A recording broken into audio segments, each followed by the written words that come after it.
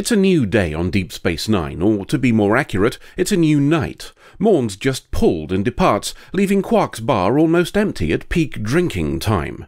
And people have been avoiding the station ever since our ding-dong with the Dominion, partly because exploring the Gamma Quadrant isn't quite so interesting when you could get kaboomed by the Jem'Hadar, and partly because everybody's wondering when they'll make good on their threat of invasion. As a result, the only customer Quark currently has is a single shit-faced Klingon, and, even worse, he's now asking for credit.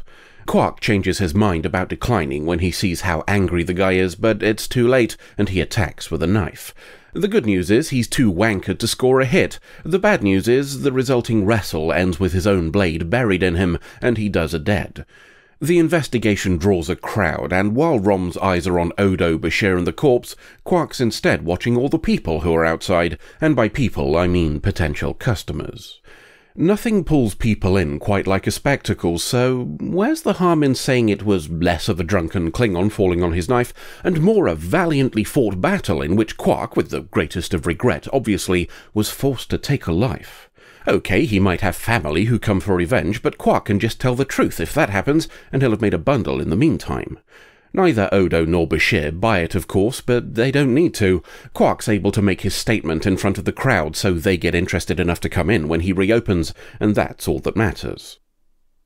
Quark's bar isn't the only establishment suffering. The Dominion threat has caused most of the Bajoran families living here to move back to Bajor, and no Bajoran kids means no need for a school. The only remaining students are Jake and Eggnog, so it's more efficient to tutor them individually than run a whole classroom. Keiko tells O'Brien she's fine with it, but it's clear she's not. Whether that's because of the school or her thinking about Molly and whether those other parents were right to leave is another matter. At least Quark's day has improved. The bar is full of people enjoying themselves, the exception being Odo. He's here to tell Quark about developments in his earlier altercation.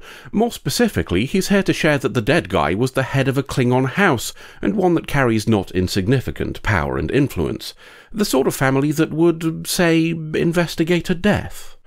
Quark rejects Odo's offer to change his story, and the latter leaves. Rom thinks Quark's making a mistake, but all the attention has gone to his head. The customers have more respect for him now he's not just the guy who serves drinks and rents out holographic fuck rooms.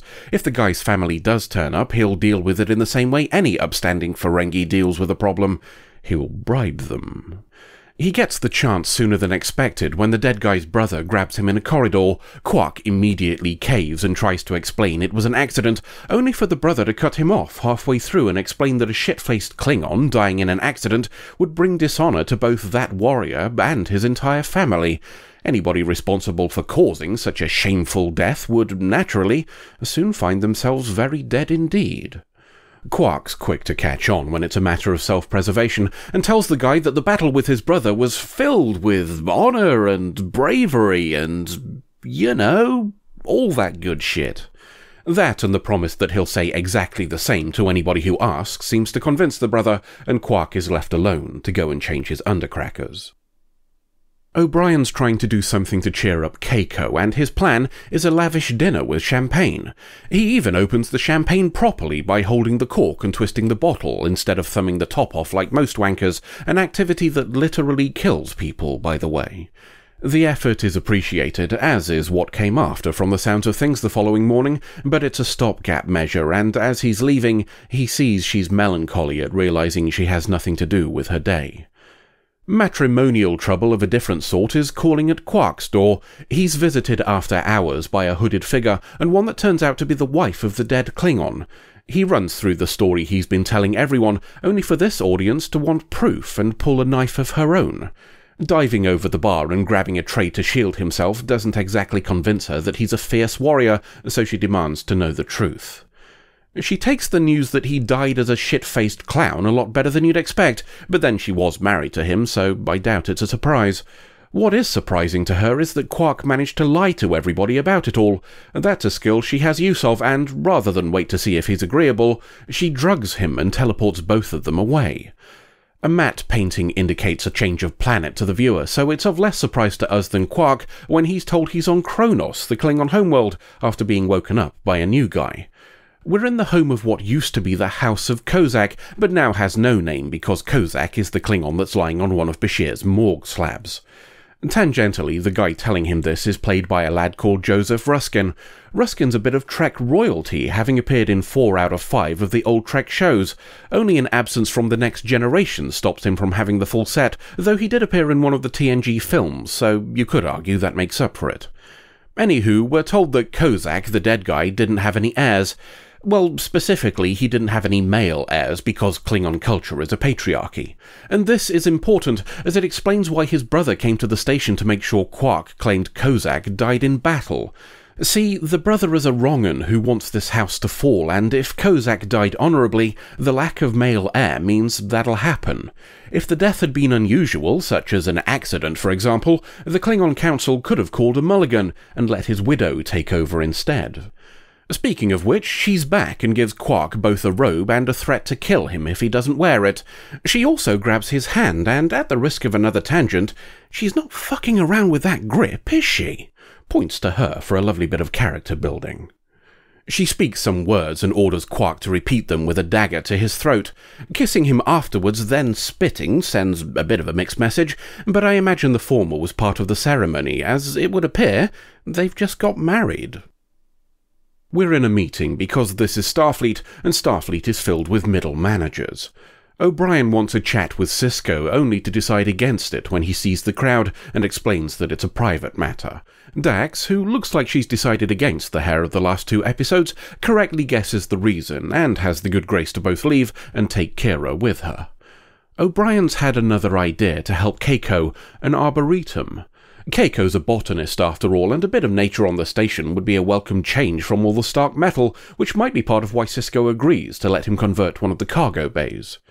Back to Kronos we go, and the brother of Kozak, the dead Klingon, is trying to claim the house has fallen and subsequently take ownership of it. Gowron, the boss Klingon, is in the process of saying his claim will be considered when the widow enters, and I suppose we should mention her name is Grilka now she's married to a main cast member. Grilka tells them her former husband's brother can't claim the house because it has a new leader. Under Klingon law, marrying the guy who killed the last boss is considered fair game. Quark doesn't make a great first impression by trying to negotiate against a death threat, but Gowron tells everybody to shut up and bugger off while they debate whether they really want to open the door to outsiders leading Klingon houses.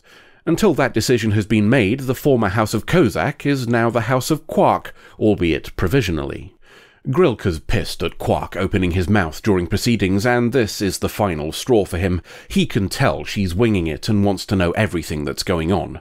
Now's as good a time as any to start talking to the guy you married, I suppose, so she tells him everything. The former House of Kozak is not what it once was, largely because the guy running it was a drunken gambling twat. It still has prestige, though, which is why the dead guy's brother wants it as a way to further his political power. He's also the creditor for many of the debts, presumably to be in a position to swoop in at the first sign of weakness.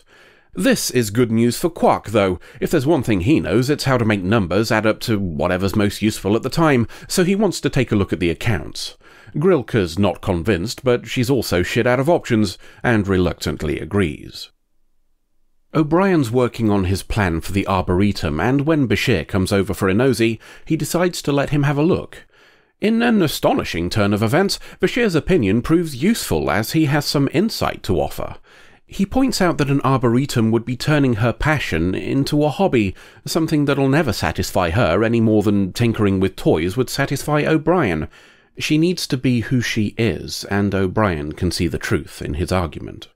Back to Quark, and he's turned up some very interesting developments. The brother isn't just the creditor for many of the debts involved, he's also been fiddling and scheming to undermine and devalue the entire family estate. Top marks and a pat on the back for a Ferengi, but deeply shameful behaviour for a Klingon, and we've got the goods to prove it.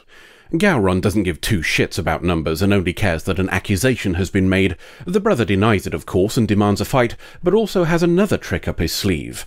He now says the death of his brother was not honourable, so Quark had no right to become the head of the family in the first place, and he's got an eyewitness to prove it.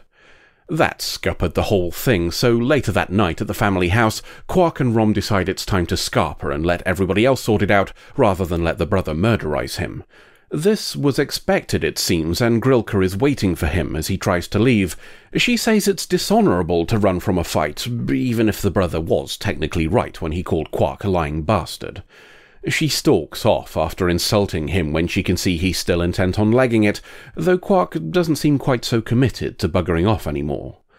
It's not entirely surprising then when he turns up for the challenge the following morning. Grilka's impressed, though maybe just saying that because he's about to die. The thing is, Quark knows that too. That's why he's not going to fight. Instead, he points out their hypocrisy. They know he doesn't stand a chance, that this is all just mummery, so he's going to make it obvious. No story of battle to exaggerate, just the killing of an unarmed man. The brother doesn't care and moves to stab him anyway, a swing that's stopped by Gowron himself. There's no honour in this action, and that he would choose to do it anyway proves to Gowron that he's a dick. Everybody turns their back, and the brother is dragged out by guards. Suffice to say, Gowron's quite impressed that a lowly Ferengi would have the balls to pull off such a plan.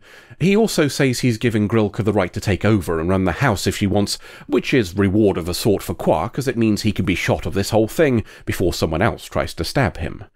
And that's precisely what he asks for. A Klingon divorce is a slap, a spit, and some words, but he gets a genuine kiss after this one, so at least Grilka's staying on form with those mixed messages. O'Brien and Keiko are in Quark's bar, and he has a suggestion for her. There's an expedition on Bajor that's looking for a botanist, and he thinks Keiko will be a good fit. It's a 6-month survey, but they're fine with her taking Molly too. I guess Jake and Eggnog will be homeschooled for a while. She tries to argue against it, but O'Brien is adamant. The alternative is her being adrift and miserable, and the trip to visit is only a few hours. That it's also a few hours away from Ground Zero if the Dominion come through the wormhole might have entered his mind too. As Keiko prepares for an adventure, Quark's coming down from his. Even the business in the bar is slowing down after the boom. He's still got a fan in Rom, though, and he asks to hear the story again, so we'll leave Quark to relive his moment of triumph until the next adventure. Before we start, let's address the elephant. Yes, the distances involved make this story a complete and utter nonsense. The Klingon Empire and Bajor are on opposite sides of the Federation, and while there are no truly canon maps to plot the course, this fact alone would make the flight times something that scuppers the whole idea. This is Star Trek, though, and we don't let something like that get in the way of a story, so let's ignore it, just like the writers did. To the bulk of it then, and this right here is exactly what Profit and Loss last season aimed for and missed. This is how you show Quark heroically without completely changing the character. It's a mistake to consider Quark as being without ethics. We said before that he's done some pretty unpleasant stuff, but there are rules to that. He facilitates those actions in others. There has to be that level of separation between him and the consequences, because when he sees things close up, he's compelled to do what's right. This is why he begged to not have to choose who would die in Move Along Home. This is why he tried to lie about Odo's route during Vortex. And this is why, when he's forced to consider what will happen to Grilka if he runs, he turns up to get murdered. He's a reluctant hero. His morals and bravery are shown in extremis. In a way that makes him far more relatable than any of the other characters, those who defiantly laugh at danger before doing something utterly stupid. Quark will still do it, of course, but he'll bitch and whine about it the whole time. He's more real as a result. A couple of other little bits then from this one. Firstly, we're still keeping the Dominion threat going and using it to drive other stories. How it's interacted with life on the station is a welcome diversion, an exploration of the effect it's having on what's been normality for a couple of years now. That directly gives us the Keiko subplot, of course.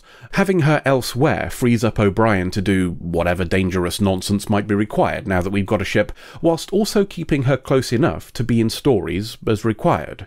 It's a well-handled way of keeping both options running whilst also exploring the character some more, and will give some points to whoever considered it. The second point of note is O'Brien choosing to include Bashir in the design of the Arboretum. It's another step on the thawing of relations we've had running for a little while now, and gives Bashir, who's often represented as egocentric, a chance to offer genuine help to someone else, even though it might not be what O'Brien wants to hear. The whole interaction helps show both of them in a positive light. We'll end this one on a little observation I noted while watching. It occurs to me that Quark has somehow managed to become the station's most desirable cast member. If we tally up the romantic stories in DS9 to date, and yes, I'm including this one as Grilko willfully kisses him at the end, then we get 6 by my count. 3 of those go to Quark.